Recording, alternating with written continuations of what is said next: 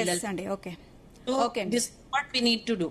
Okay అండి. రెడ్డన్న గారు, మనం చూసుకుంటే ఈ కిందటి సంవత్సరంతో గానీ అలాగే గతంతో పోల్చుకుంటే 172% క్రైమ్ రేట్ అనేది పెరిగింది. అంటే ఇప్పుడు పోలీస్ శాఖలో మంత్లీ క్రైమ్ రివ్యూ అనేది జరుగుతూ ఉంటుంది, ముందులాగా జరగట్లేదు, అందుకే ఇలాంటి క్రైమ్ రేట్స్ అనేవి ఎక్కువ అవుతున్నాయని కూడా అటు రాజకీయ విశ్లేషకులు చెప్తున్నారు, ఆరోపిస్తున్న పరిస్థితి. మీరేమంటారు? ఒకటండి, క్రైమ్ రేట్ పెరగడానికి అనేక కారణాలు ఉన్నాయి. ఒకటి, ప్రీ రిజిస్ట్రేషన్ ఉంది.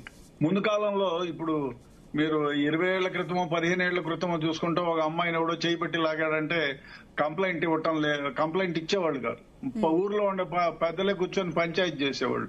చిన్న చిన్న గొడవలు తగాదాలు అయితే ఊర్లో పెద్ద మనుషులు వాడికింత దండన వేసి వీడికంత దండన చేసి ఇద్దరి దగ్గర నుంచి రొంత తీసుకొని చేసేవాళ్ళు. ఆ విధమైన ఇప్పుడు మారిపోయింది. అదే కాకుండా చిన్న కేసులను కూడా పోలీస్ స్టేషన్ లో రిపోర్ట్ చేసేటువంటి సాహసం వచ్చింది. ఇప్పుడు మీరు తీసుకుంటే ఈ పోక్సో యాక్ట్ కేసులు తీసుకోండి, లేకపోతే చాలా మానభంగాలు చేసుకోండి, జరిగితే సహనాన్ని భరించి వద్దులే, వాడు పదర్లో అమ్మాయికి పెళ్లి కావాలి, పరుగు పోతుంది, మళ్ళీ పెళ్లి కాదు, జీవితం నాశనం అయిపోతుంది, ఈ విధంగా ఆలోచన ఉండేది. అది వదిలిపెట్టి బయటకు వచ్చి కంప్లైంట్లు ఇస్తున్నారు. అందువల్ల కూడా పెరిగింది. ఇంకోటి ఏమంటే హింసా ప్రవృత్తి పెరిగింది మనుషుల్లో. దీంతో పాటుగా ఎథిక్స్ మారల్స్ కొరబడిపోయాయి. తల్లిదండ్రులు ఏముంది, బాగా చదివించాలా అని ర్యాంకుల కోసం 1 2 3 4 1 అనే 126 124 అనే లెక్క పెట్టి చెప్తున్నారా తప్ప అసలు ఏమిటి, మనకు మంచి ఎడ్యుకేషన్ తో పాటు ఎథిక్స్ ఇచ్చామా, మారల్స్ ఇచ్చామా? స్కూళ్లలో కానీ ఒక మారల్ క్లాస్ ఉందా అండి స్కూళ్లలో? అదే విధంగా వాడు చదువుకునే స్కూళ్ళు అన్ని జైలు గదులు. అక్కడ వాడికి ఆడుకునేది లేదు. ఆడుకునేది ఉంటే ఒకరోజు గెలుస్తారు, ఒకసారి ఓడిపోతారు.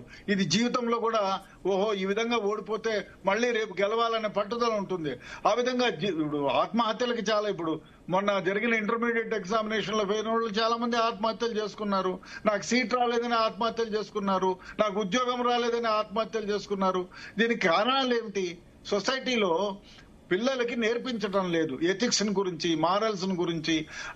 మన స్కూళ్లలో ఆడుకొని అలసిపోయి వాడు ఇవాళ ఓడిపోయినా రేపు గెలవాలనేటువంటిది, అంటే ఇవాళ ఫెయిల్ అయినా రేపు గెలుస్తాను, ఇంతకంటే మంచి మార్కులు తెస్తాను అనేటువంటి ఆలోచన లేకుండా పోతుంది.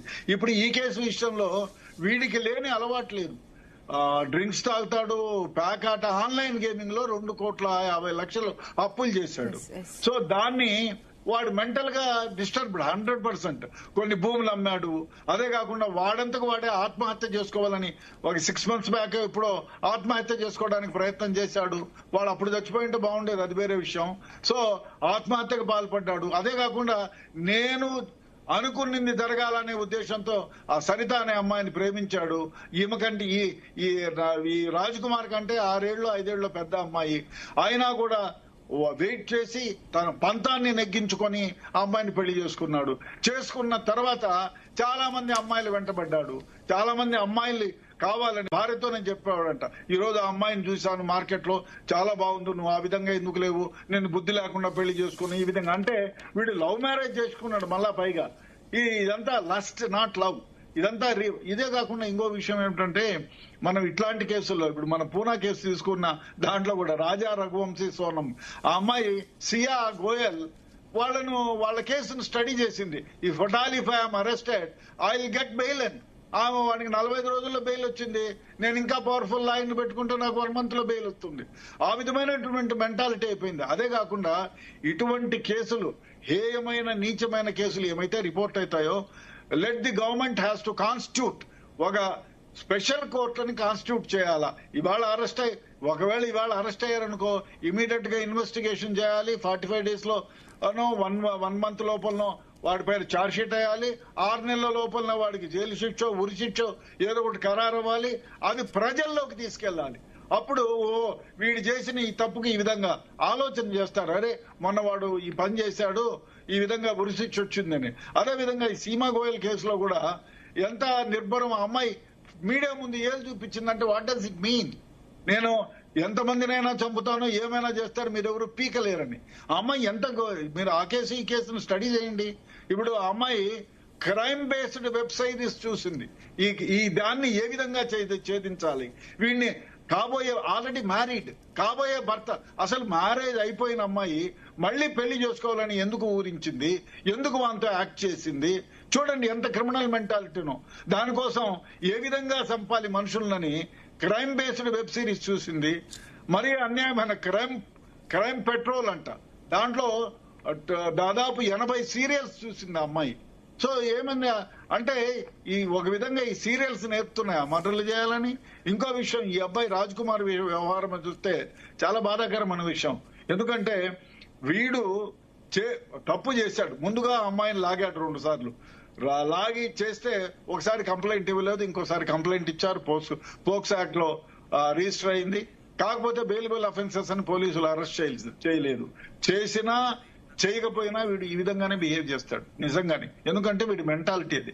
ముందు ఆ సరితను ప్రేమించినప్పుడు కూడా ఆ అమ్మాయే కావాలని ఎదురు తిరిగినప్పుడు తల్లిదండ్రులు వెదవా ఏంటిది, మన అన్నిటికీ ఇది ఉంటుంది, మనకు వ్యత్యాసం ఉంది, నువ్వు పెళ్లి చేసుకోవాలి, వద్దు, నువ్వు ఉండాలి, ఎథిక్స్ మారల్స్ కాపాడే విధంగా ఉండాలని చెప్పి తల్లిదండ్రులు వాడిని పెంచలే.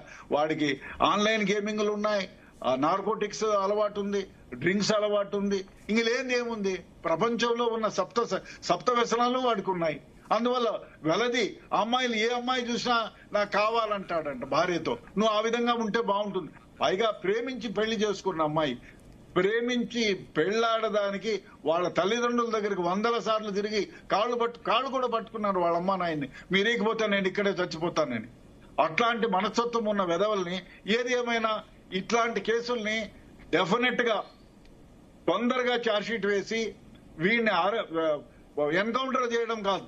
ఎన్కౌంటర్ కంటే నాకు వచ్చే కోపానికైతే ఎన్కౌంటర్ కంటే ఇంకేదైనా చేయాలని అనిపిస్తుంది. కానీ ప్రజలకు నేర్పించాలంటే ఒక 90 రోజుల లోపలనే వీడికి విరుశిక్ష లాంటిది వచ్చి హైకోర్టులోను సుప్రీంకోర్టులోను కన్ఫర్మ్ చేసి ఇది చేసిన వ్యవహారాన్ని అనునిత్యం ఎలక్ట్రానిక్ మీడియా, ప్రింట్ మీడియా ద్వారా ప్రజలకు చేరువయ్యేటట్టు చేయాలి. అదేవిధంగా ఇట్లా ఏమైనా కేసులు ఏవైతే రిపోర్ట్ అయినాయో. రెడ్డన్న గారు ఇందాక యమునా పాఠక్ గారు చెప్పినట్టు, అంటే శిక్ష అనుభవించే టైంలో ఆ నేరం చేసిన వ్యక్తి ఎవరైతే ఉన్నారో ఆయనకి ఎలాంటి థెరపీ అయినా, ఏదైనా థెరపీ ఇలాంటిది ఇస్తారా? అంటే సైకో మెంటాలిటీ గల వ్యక్తులు ఇలాంటివి చేస్తూ ఉంటారు. మరి వీళ్ళకి ఎలాంటి, అంటే శిక్ష అనేది అనుభవిస్తూ ఉంటారు, ఆబ్వియస్లీ శిక్ష అనుభవించే టైంలో వాళ్ళకి ఎలాంటి థెరపీ అయినా ఇస్తారా? ఏమి కొన్ని లేదు, ఏమీ లేదు. జైళ్లలో అందరినీ జైల్లో పెడతారు. ఎందుకంటే మరి ఎలా వాళ్ళలో మార్పు అనేది ఎలా వస్తుందండి? ఓన్లీ జైలు శిక్ష అనుభవించడం వల్లనే వాళ్ళలో మార్పు అయితే రాదు కదా. మామూలుగా ఏమంటే ఇప్పుడు మీరు నేను ఉన్నాం సమాజంలో, నాకు భార్య ఉంది, పిల్లలు ఉన్నారు, అమ్మ నాన్న అక్క చెల్లి ఫ్రెండ్స్ ఉన్నారు. వీళ్ళందరినీ కాదని ఒంటరిగా జైల్లో పెడితే అదే మార్పు వస్తుంది అనుకునే వాళ్ళు. కానీ అది తప్పు, అది కాదు. ఎందుకంటే జైళ్లలో వీళ్ళకి డెఫినెట్ గా ఇట్లాంటి మెంటాలిటీ ఉండండి, ఎటువంటి మెంటాలిటీ ఉన్న వాళ్ళనైనా కూడా డెఫినెట్ గా వీళ్ళకి కౌన్సిలింగ్ అవసరము. వీళ్ళకి కౌన్సిలింగ్ క్లాసులు పెట్టాలి. మీరు అంతెందుకు, జైల్లో ఒక పిట్ పాకెటర్ ని పంపిస్తే వాడు డెకాటర్ అయి బయటకు వస్తాడు. ఎందుకంటే జైల్లో 10 మంది డెకాటర్లు ఉంటే ఏం పిచ్ పాకెటర్ రా, పిచ్చి నా కొడుక నువ్వు చేసేది రోజంతా పిట్ పాకెట్ కొడితే నీకు 1000 రూపాయలు వస్తాయి. అదే 2 డెకాటీలు చేస్తే 2 లక్షలు 30 లక్షలు ఏదో వస్తుంది, you can enjoy more life అని నేర్పిస్తారు వానికి. ఆ విధంగా ట్రైన్ అవుతున్నాడు అన్నమాట. అక్కడ ఇంకా చిన్న ఏదైనా వీధిలో తగాదాలు వేసుకునేవాడు పోయి అక్కడే గ్యాంగ్స్టర్ ను కలిసి వాడు పెద్ద గ్యాంగ్స్టర్ గా తయారై బయటకు వస్తున్నాడు. లేదా మర్డర్లు మానభంగాలు చేసే వాళ్ళతో కలిసి ఇంకా కొన్ని కేసుల్లో చూశాను నేను. వాడు అక్కడ 324 కేసులో పోయి లోపలికి పోయి మర్డర్లు చేసే వాడితో కుమ్మక్కయ్యి ఈ హైర్డ్ అసాసిన్ గా తయారై మర్డర్లు చేసిన వాళ్ళు ఉన్నారు. సో కాబట్టి జైళ్లలో సంస్కరణ చేయడానికి తగువైనటువంటి ఆస్కారం కల్పించాలి. దానికి ఇప్పుడు ఇట్లాంటి మెంటాలిటీ ఉండే వాళ్ళని సెగ్రిగేట్ చేయండి. ఇట్లాంటి వెధవలు ఇప్పుడు మామూలుగా ఫైనాన్షియల్ అఫెన్సెస్ లో పోయిన వాళ్ళు ఉంటారు. అట్లాంటి వాళ్ళని, చిన్న వ్యవహారాల్లో పోయిన వాళ్ళని, ఏదో యాక్సిడెంట్ చేస్తే పోయిన వాళ్ళని కాకుండా ఇట్లాంటి క్రూరమైనటువంటి మనస్తత్వం ఉండే వాళ్ళని సెగ్రిగేట్ చేసి వాళ్ళకి కౌన్సిలింగ్ చేయాల్సిన అవసరం ఉంది. జీవితం అంటూ ఏమిటో నేర్పించాల్సిన అవసరం ఉంది. ఆ విధంగా చేయగలిగితే వాళ్ళు జైల్లో నుంచి కొంచెం బయటకు వస్తే పరివర్తనతో రాగలుగుతారు. లేకపోతే ఏమైతుంది, మనం ఇలా మాట్లాడుకుంటానే ఉంటాం, బయటకు వస్తాడు వాడు. ఇప్పుడు నేను ఓల్డ్ సిటీలో ఏసీబీగా పనిచేసే కాలంలో ఒకడు మామూలు ఉండే వ్యక్తి పోయి జైలుకి పోయి బయటకు వచ్చి పైల్మాన్ కథ దాదాగిరి కర్తా అవునని వాడు జిమ్ లో చేరి పైల్వాన్ల లాగా వాడు తిరిగి రౌడీ షీటర్లు ఓపెన్ చేసాం, అది వేరే విషయం. రౌడీ షీటర్లుగా మారి చాలా దొంగతనాలు, దోపిడీలు, మానభంగాలు చేసిన వ్యవహారాలు ఉన్నాయి.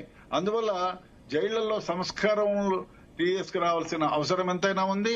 అదే విధంగా ఇటువంటి హేయమైన కేసులు ఎవరు చేసినా, ఇప్పుడు సీమా గోయల్ గాని, సియా గోయల్ గాని, ఇటు ఈ రాజ్ కుమార్ గాని, ఇట్లాంటి కేసులు ఉన్న వాళ్ళని త్వరితగతిన ఒక స్వీట్ ట్రాక్ కోర్టును పెట్టాలా, జ్యుడిషియరీ వాళ్ళకి స్పెషల్ పవర్స్ ఇవ్వాలి, స్వీట్ ట్రాక్ కోర్టు పెట్టాలి, వీళ్ళకు ఒక 6 నెలల లోపల ఉరిశిక్ష ఏదో వచ్చేటట్టు చేసి ఆ ఉరిశిక్షని డెఫినెట్ గా తొందరగా అమలుపరిచి ఇది సమాజంలోకి, అరే మొన్న వాడు రేప్ చేశాడు, ఈ అమ్మాయిని చంపేశాడు, అందువల్ల వాడికి ఇవాళ ఉరిశిక్ష వచ్చిందనేది 10 మందికి ఎలక్ట్రానిక్ మీడియా, ప్రింట్ మీడియా ద్వారా తెలియపరచాలి.